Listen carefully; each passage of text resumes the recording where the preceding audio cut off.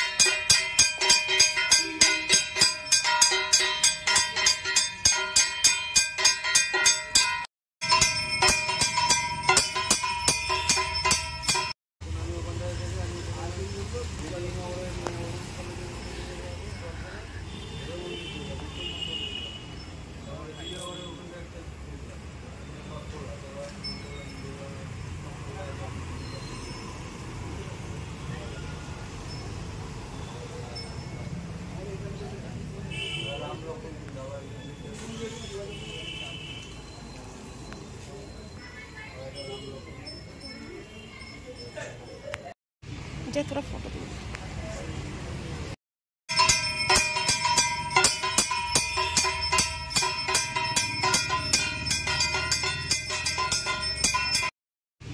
তোরা ফটো তুল।